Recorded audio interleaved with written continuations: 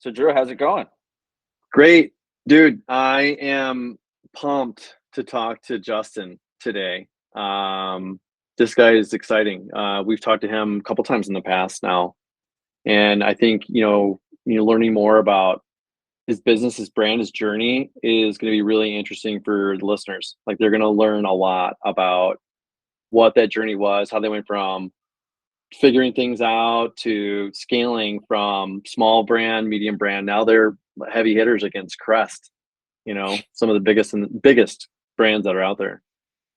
I've known Justin for a few years, and there was a time period about a year ago. I think it was like during Prime Day, where I'm sitting at my computer and I'm looking at my home screen, and and his brand is right there, and I'll let him tell the audience about what the name of his brand is, right there in the home screen, and I click on it, and he's number one in health and household, and it's almost like if you see your friend in a movie. That's how it Yeah. feels. Like, oh my God, you're in a movie. It was like I had to text him and be like, "You're a celebrity. Yeah, You're right. number That's one awesome. in health and you're beating Bounty toilet paper or Yeah. paper towel, right?" He's like, "I know, man. I know." So I'm excited Yeah. about this conversation because I want to pick his brain about how the hell they did that. Yeah. Great product, right? Number one, great product. And yeah, I'm really looking forward to seeing, because I use other stuff. Like my teeth have gotten Yeah. whiter because of this. But yeah, let's do it. Let's go talk to him. All right. So Justin, welcome to the call. Thanks for spending some time with us today. Thanks for having me. Very excited to be with both of you guys today. Ditto. So you were one of those guys that was on the top of my list. I was like, who can I talk to that has a successful brand on Amazon that just shot out of a slingshot, that's exciting, that other people would love to emulate? I was like, Justin Maddahi. I appreciate that. So tell us your story. Like, how did you get from nowhere to somewhere quite, massive in this space? So tell us your humble beginnings. Yeah, I would say that it wasn't overnight, for sure. We've been going at this for 7 years. And just to give a little brief background on the brand, my dad is the founder of Lumineux. It was previously called Oral Essentials. And he's been a dentist for over 35 years. And he does a lot of cosmetic work. And what he noticed is that when he would put on veneers, there's this temporary phase where you put on temporaries of the veneers on your teeth, and you can't brush your teeth. You can only rinse with mouthwash. So during these periods, he would have his patients use different types of mouthwashes over his 30-year career. And you would find, like, for example, Tom's of Maine, before it was bought by Colgate, it would work extremely well. It got bought, ingredients got changed, product quality went down, and the product stopped working. Same with a number of other brands. So he decided to come out. We first came out with a mouthwash, and he was mixing in the back office. And I was at school at the time at UCLA, and I was like, what is this guy doing? This is crazy. And eventually he got a formula by himself, which is the one that the manufacturer ended up at as well, which is so interesting that he was just mixing stuff and he ended up creating the perfect formula for the mouthwash. And he started giving it to his patients, started seeing great results. And we eventually came out with toothpaste, whitening strips, which is our hero product. We have a whitening pen. We're coming out with an electric toothbrush this year. So a lot of different products now. And in terms of our marketing journey, I would tell you from 2015, which is when we started, to 2019, we had absolutely no idea what we were doing. We were probably doing like $40,000 to $60,000 a month. It became like $1 million business in like 2018. But once we got the whitening strips, we finally felt like we had product market fit and we had a product that we could actually market. It was tough for us to market the mouthwash and toothpaste just because it's such a low AOV product, and it's hard to find channels online that you can profitably sell something that's like $8 to $10, Yes. So the whitening strips are $30 to $40. That gave us the margin we needed to really go and figure out the marketing. We started with Facebook ads, and we were doing the prototypical like product picture to website and all of that, and we were under 1 times return. And it was definitely tough for a while, and then finally we had a breakthrough. We had this pink-haired influencer. Her name was Anna Grace. We still use her, and she was just a little bit crazy, fun, all of this. And she did this video that we saw, produced a lot of sales. And I was like, why don't we try this as a Facebook ad? And I'm not joking. The second we put that up, sales just started coming in. The CPA was around $4. It was like printing money. And like we hit gold. That was really our like aha moment that, okay, we have to sell this product with video, then putting on the whitening strips. We came up with the whole formula. And from that point, we started getting other influencers to do it. And we just started to scale. So like the month before that, we were doing like $40,000 to $60,000 a month. That month when we had the influencer video work, we did around 400,000. Wow. We scaled up. Yeah, we scaled up from like 400,000 to like 1.5 million in like 3 months. Same return, everything was great. And then obviously with Facebook ads, there was creative fatigue, but we were able to get over that with the influencer videos and all that sort of stuff. And then we kind of got into 2020, which is like the COVID craze, which like March, April, May was some of our best months we've ever had. I think last year, we've beaten all of those months, but that was like, it was just unbelievable. The ROAS was great. And then around May, June area, with like the mask continuing to be there, we went through another real rough patch, which is like people don't want to whiten their teeth when there's like you're wearing a mask and you're not going out. So it was about 6 to 8 months of like just like the company was bleeding money, and it got really rough again. So Wow. then we started talking to an influencer agency, Central Entertainment Group. They're great. And we started working with them, did some tests with influencers, and we saw this same sort of like insane jump that we saw from that Anna Grace video. And it was kind of another time we struck gold. And we've been working with influencers a lot more than Facebook ads. We took our Facebook ad spend to zero. We fully pivoted. And that's our new model, is more of like an influencer-led company.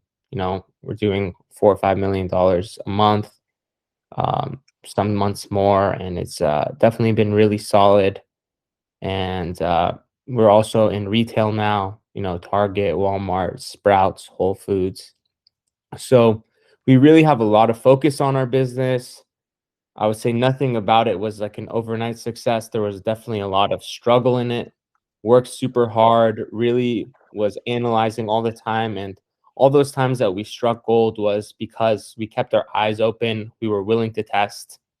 And if you just keep persisting on a given course for a certain amount of time, eventually you'll find something. And then That's you just true. reduplicate that thing. So a lot of Yeah. companies, they find something, they strike gold, then they think that's going to last forever. The second we find something that works, we're like, how can we do this 1,000 times more? We start strategizing and really thinking about it, trying to break down exactly what led to that success and see how we can duplicate it. And I think that is what separates us from other companies who are like one hit wonders and then suddenly fizzle out, is because they don't do the proper work once you get that success to turn it into a massive success that lasts over a long period of time. So That's interesting, man, and I think that's one of the. I'd like to, if you don't mind, I'd like to talk more about that, because I think most people don't know what that even means, right? The one hit wonder, it makes sense, right? We're all busy, we're moving on to new things. yeah. But when you find like a secret ingredient, like how to use that secret ingredient with what you eat for breakfast, lunch, and dinner, right? Just using the analogy of what you're talking about. How do you guys do that? Can you maybe share a little bit, like, you find a little secret ingredient. What are you guys doing to come up with your recipes? Yeah, we really like there's a lot of analytics that we look at. I think we're a heavily data-led company. So the second that I saw that video, we asked her to do 3 more videos, and we tried to see, first of all, do those work the same way? We saw that 2 of the videos did, 1 of them didn't. So then we would start looking at the creative itself to determine exactly what in it caused it. And I think especially with like TikTok and Facebook these days, they make it much easier where they show you exactly when did the audience click on the ad that made them go to the website, and also when are they dropping off. So you can Mhm. really optimize the creative based off of that. We also heavily communicate with the influencer to tell her, oh, this did really well. Can you do more stuff like this? Why do you think it did so well? And we would hear her feedback. So it's just kind of a lot of data gathering and not really letting up until you're able to fully duplicate the thing. I think that's where most people stop, is they think like, okay, this can't be duplicated or this is going to last forever. We know that all of these ads, there's a time limit for how long they work. So it's kind of more about your framework and your viewpoint of how do you view business. Is you need to constantly come out with new things, constantly duplicate what works, come up with a formula that you know that you can repeat Mm. million times until that formula no longer works, because you can have a formula but eventually that's going to die too. So it's a constant creating towards a certain purpose on different channels until you reach a point where you don't need a formula. People are just using your product, your brand, and you just need to do more basic stuff and brand awareness stuff, so it's I want to ask a question around that, Justin. I want to ask a question from a seller. So I'm a seller. No, I'm not really, but let's just say I am. yeah. And we're kind of moving along at that 1, 2, 3, $4 million range a year on Amazon.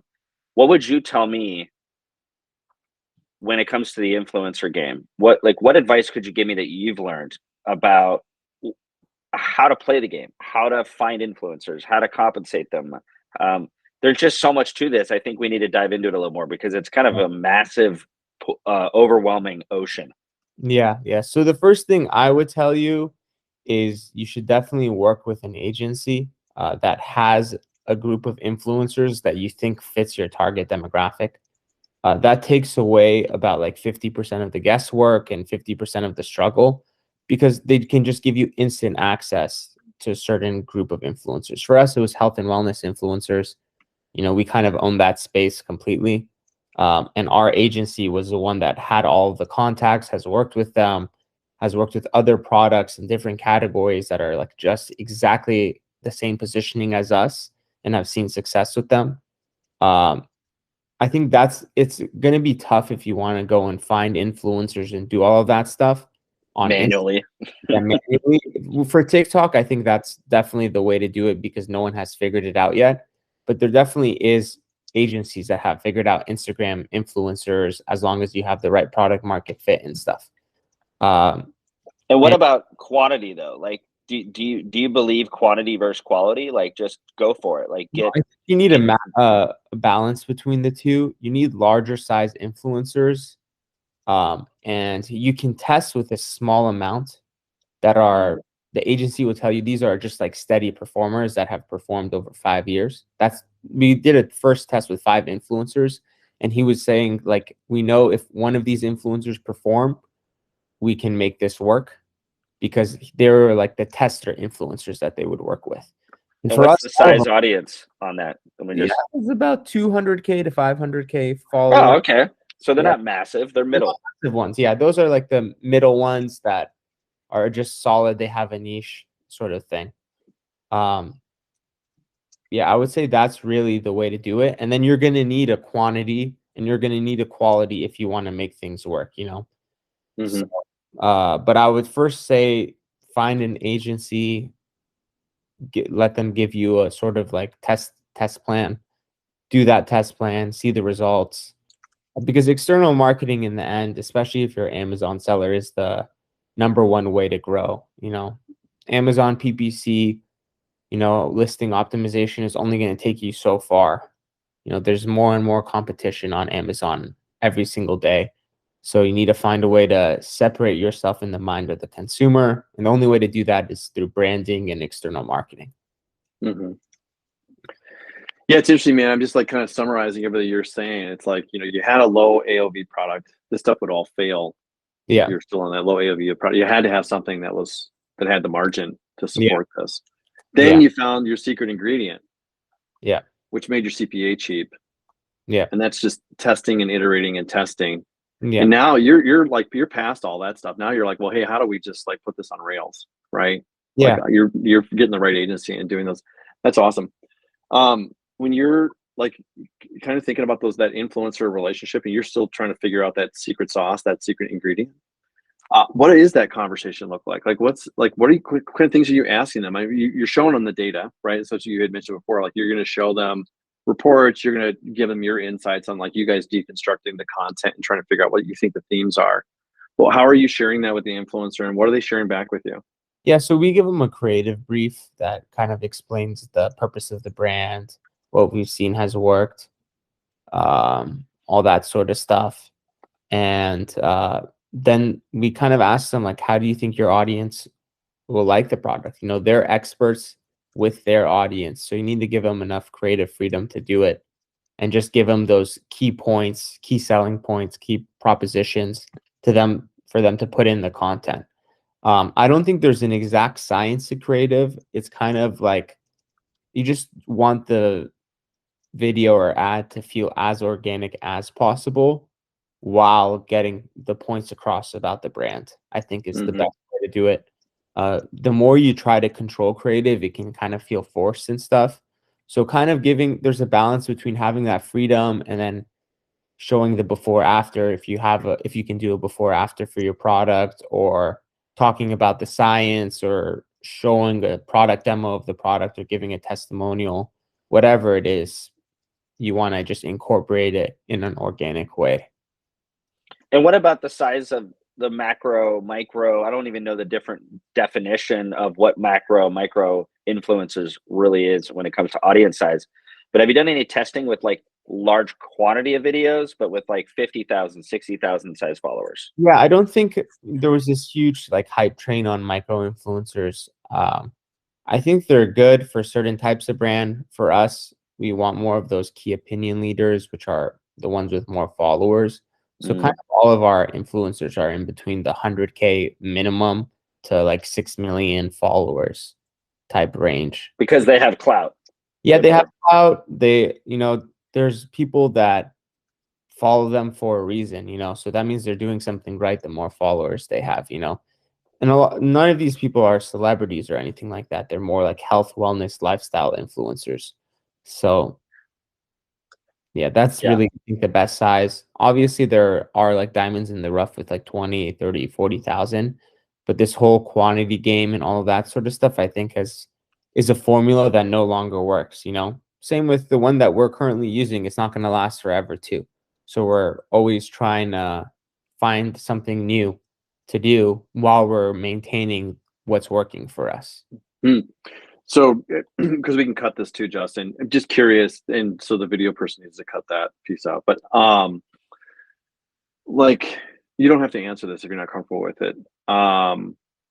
What are you guys talking about today? Like, what influencers, your strategy? Quantity was one of your strategies, right? Like being on Amazon was a strategy. Yeah, it's a no-brainer now, right? But like at a point in time, that was like, well, I don't know how to do that.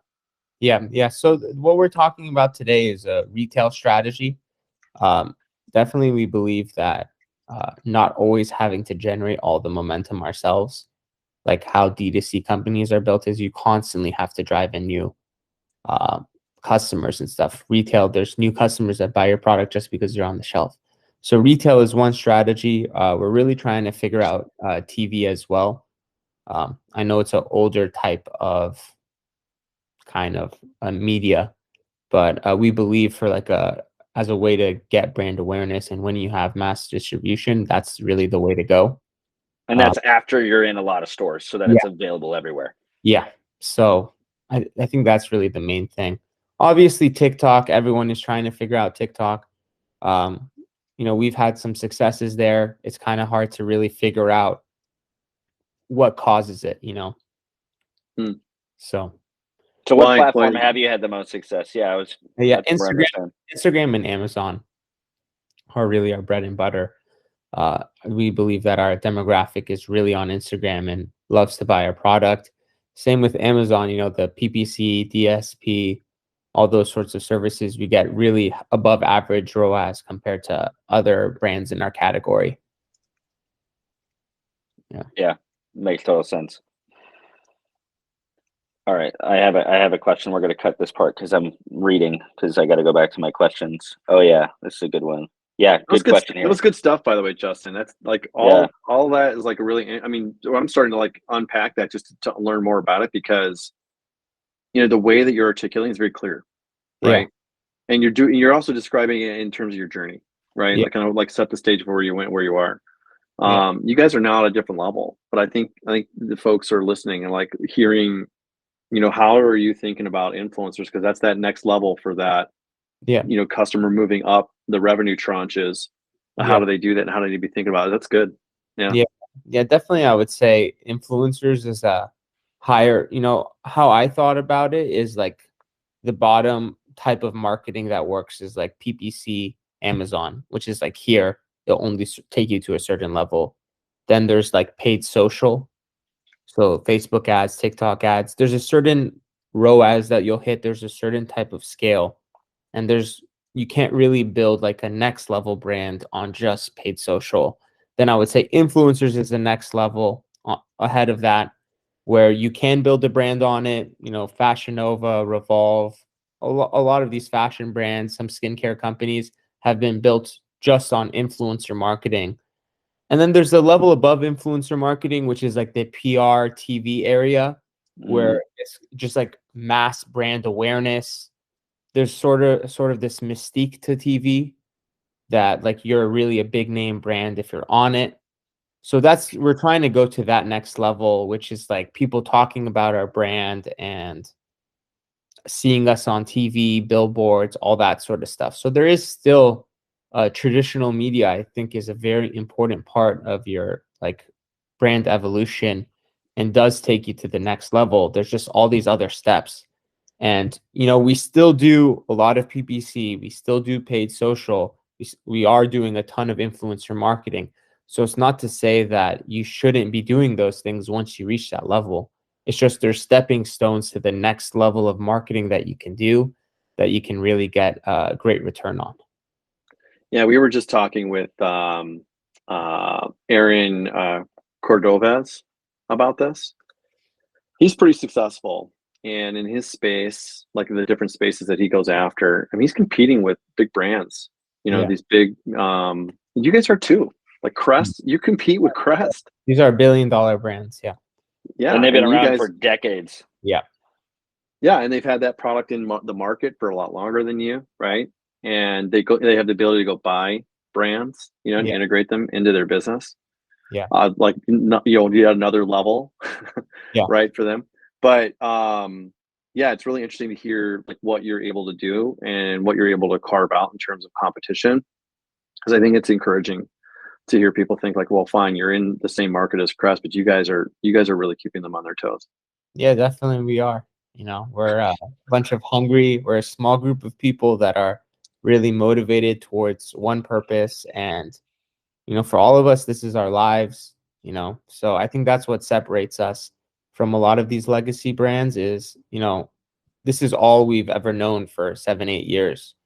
And, it's not a 9-to-5 job. We're constantly thinking in new and different ways, so I think that's what makes us different. And I believe we have a way better product than them too, obviously. Those are the two things. So what percentage of your sales now is Amazon, and what percentage of your sales do you think is going to be Amazon in the next couple of years? Like, about 70% is Amazon right now, and it's about 30% retail. I think we'll end up at like 50, maybe 40% Amazon, 50 to 60% retail. I think that's what a healthy business would look for us in the oral care category, because just Amazon is such a large player these days, especially in the whitening strip category. It's just it's constantly growing 10% year over year, that whole category. So I think that's where we would see like the best return, EBITDA, mass brand awareness, And what are biggest challenges that you see coming, like in the next 12 months at this point of where you guys are at now? Yeah, I think just figuring out new channels is always a very tough thing. You don't really know when you can fully break into the channel. There's a lot of times where it works one day, doesn't work.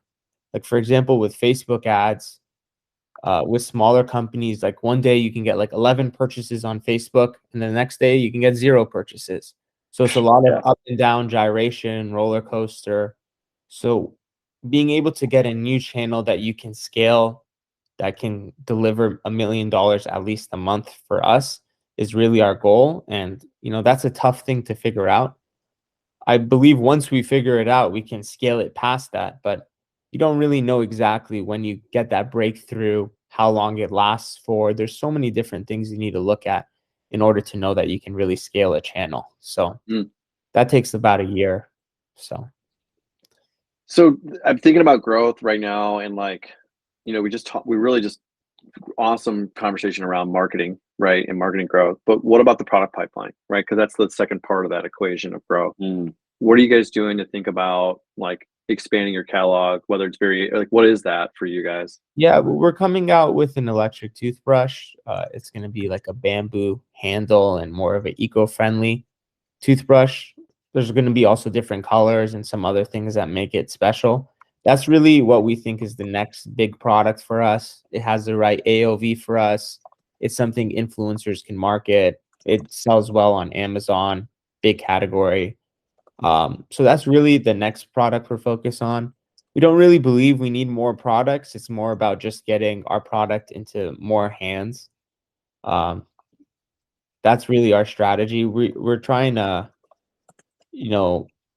get a hero product really known, and then from there you can come out with other products once people really know your brand and will just buy what you come out with.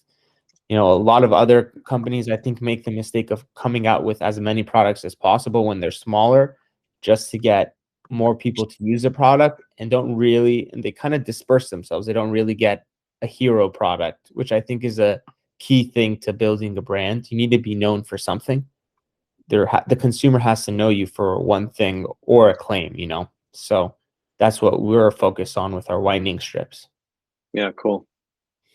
So, and these days, who are you listening to outside your circle, Justin? Like, who are your influencers personally, your business influencers? Where do you go to for knowledge?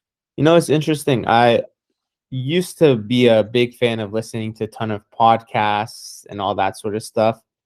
And it got to a point where like I've heard almost all of it. And, so like I have a pretty big bullshit meter, and I know when I'm like that something makes sense or doesn't. But when I was listening to it, I've probably listened to over like 4,000 podcasts of different e-commerce podcasts, different books. I spent a lot of time researching and trying to understand it. Now I really have like a close inner circle of agencies that I work with that get me information, talking to like the head of marketing of the brands directly and asking them direct, more poignant questions of someone who has been through all of it, so I can get more of the truth than what you hear on a podcast usually. So what about like conferences and things like that, Justin? Because like, to your point, like making the human connection, I think a lot of people get a value out of those conferences just by even the networking alone, right? We think about Prosper's coming up, I haven't been to a conference in like 4 years. I would go again. Just I never really got anything that truly took me to the next level through the conference. But I definitely recommend it. The Prosper conference I've heard is really good. But we know exactly what we need to do. We're in that phase and we just need to execute on it. And we believe we have the right group of people to do it. And it's not that we're like insular in our beliefs or thinking or anything like that. It's just we've opened it up so much and we've honed down to like, these are the right people. This is the right information. This is the right way to think about it.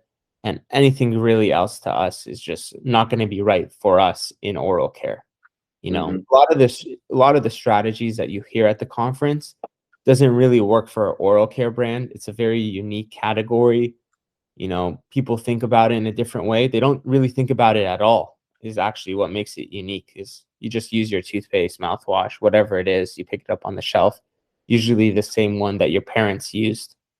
So in order to break through that, I think you need a little bit of a different strategy, different type of messaging, you know. That's an interesting perspective, that people don't automatically just search out additional oral care treatments beyond what they've been It's not like ingrained in. supplements. Yeah, yeah, It's a very different category. yeah. That is really interesting. And how do you stay excited? Like at this point, what gets you out of bed in the morning every day and keeps you fighting for that next level? You know, I think it's just for me, and just the way I was raised, is winning is a very important thing. Mm, Something we very much value more than money or anything else. Is just the concept of winning, and you know, so that's really what keeps me motivated. Is, you know, looking at the dollar amounts is great, but it's more of towards that goal of winning and disrupting the category.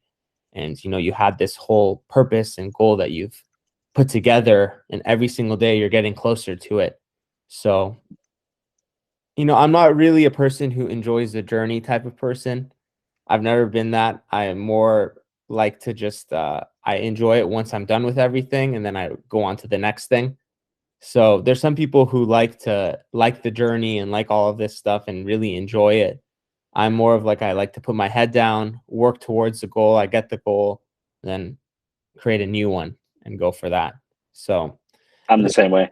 yeah, it's just so what I found, like for example, with whatever I do, since I don't enjoy the journey, I might as well have it as brutal as possible, because that'll help me get closer to it. So that's why I like to go as hard as possible, because I don't enjoy it if it's very like little or a lot. I'm not going to really like enjoy and admire the journey. So might as well try to condense how long that is, and to get the goal as fast as possible. This is going to be your book. This is what your book's going to be about, Justin. Yeah. Condense the journey. Condense time. You know what? Run, don't walk. By Yeah. Justin. Just run the marathon. That's what yeah. Well, it's Yeah, a that's it's a cool. good point, because there's a lot of suckiness to playing the game of It's going to be building a a business. grind no matter what. It's So a grind. it as hard of a grind as possible, and go into that deep dark place and get the job done as Yeah. fast as possible, because you're going to end up there. Either it's going to take you 25 years, which one of our competitors, it took them 25 years until they sold the brand, or you can do it in 5 to 10. So either way, it's going to suck, and there's going to be hard times. So might as well make it as fast as possible, get through it as fast as possible, do it as fast as possible, so you can get towards that goal. You know, and Yeah. that applies with everything you do, like with workouts, Yeah, uh, definitely with applies to finding a workouts. new category. You know, when I did marketing, when I first got into marketing, I was listening to 4 to 5 podcasts a day. You know, sometimes getting through one podcast is tough. So I was like, you know what? I'm just going to do 4 to 5, get through it all, got all the information down, understood it, and then I could move on onto the next sort of thing to understand. So I think that's what is the best way to do it for me. You know, each person is different though. Yeah, but you have the mindset though. Like that is such an interesting way to look at it. That it's the journey is going to have its ups and downs. It's going to suck at times. It's going to be great. But are you in it for the journey? Are you in it for the goal? Yeah. Like, are you smelling the roses, or are you running past the roses to try to get to the goal? Yeah. Right. Yeah. To each their own, but I personally relate to you on that, because I'd rather not spend a lot of time trying to become successful. Yeah. I'd rather just quickly become successful and live life as a successful person. Yeah. Exactly. And you don't want to. There's people who also like enjoy becoming successful and then don't become successful in the end because they were too busy enjoying it. Enjoying it. Yeah. So, you know, you're going to have to put in the work no matter what. So might as well do it the right way, do it as fast as possible. And yeah. It's good philosophy. Yeah. Yeah, I like it. So what's your takeaway from this last year? 2022 just closed out. What's your big takeaway for you guys that you Yeah, learned? for us, it's just working with marketplaces is the best way of doing business. So that'd be Amazon, Walmart, Target. They add sort of just a consistency to your brand and to your sales that you can't really get in other categories, or not other categories, other channels. So I'm a anti D2C type of guy. I was a very pro D2C guy. 95% of our business was D2C in 2021. We completely turned off that channel. That goes back to, not enjoying the journey. Most people would not be able to completely turn off a channel that has taken you thus far. But we just went and turned it off, moved everything to Amazon, and that's what really took us to the next level as a brand. You guys are vendor or seller on? We're seller, yeah. We don't believe in vendor. Why not? Why wouldn't you choose? Because I think you're getting to it like this D2C concept, right? Yeah, vendor. You're giving a lot of control to Amazon in a lot of ways with the listing. You're subject to changes in your pricing models with them. They can change the price of the product whenever they choose. You're getting rid of some of the controls that you need if you want to be an omni-channel brand. In this day and age, Crest and a lot of other of our competitors are vendors, and I see that their prices go up and down sometimes. I don't think you can look at the business in the same way as a vendor brand as compared to a seller brand. And I think they're moving a lot of the benefits of vendor to Seller Central anyways. So, Yeah. and it's hard to deal with Amazon. They have so many different policies. The people speak in a certain way. You would really need an experienced person to be able to deal with them. We have 3 brands that either were or are in the process of shifting away from vendor. Yeah. Right? They're moving from vendor to seller for exactly the same reasons. Yeah. One of the I thought this was fascinating to hear. They wanted to control price on the vendor side. They actually spun up the Walmart marketplace as a channel. And keep in mind, this is a big brand, right? So they spun up that as a channel, started selling through there. And because Amazon does price matching between the two marketplaces, they could lower the price on Walmart or raise the price on Walmart, or lower the price on Walmart in order to control the price on the Amazon side to be able to move product. Yeah. This is kind of interesting. Yeah. Very interesting. It's a complicated way of controlling a very basic component of your business, which is your unit price. Yeah. Yeah. And especially as you go into these other channels, you have to be very careful with your pricing, because you can go into like a downward pricing spiral where each one is competing with each other and trying to steal sales from each other. So you need to really be careful. For us, we have different SKUs for each retailer, and that's how we're able to maneuver around all of these pricing things and all that sort of stuff. Very smart. That's a nice little gem at the end there. Thank you. You're welcome. Yeah. Well, thanks for hanging out with us. This has been more than I expected, and I learned a lot about this influencer space. And I think this is the new TV commercial place where a lot of the big brands aren't going yet. Yeah. And why you guys are ahead of the game is that you kind of know, you guys know where marketing is more than that established billion-dollar brand who's still thinking they need to just have a TV commercial here and there, and then that'll be the end of it. No, So that was an incredible. You need a mixed media strategy for Yeah. sure. You can't, this going back to the formula thing. You can have a formula for one place, but you can get deteriorating results over time if you keep it. So one of the things is we're willing to break everything that we have in order to create something new. I think it's kind of our framework and our viewpoints on things is, I think, what has enabled us to grow so much, more than just a great product, because a lot of people have great products. But figuring out marketing, you need to not be stuck on anything. You need to be able to change your ideas fast and be willing to break everything that you have to create another channel or to modify that channel, so. Yeah.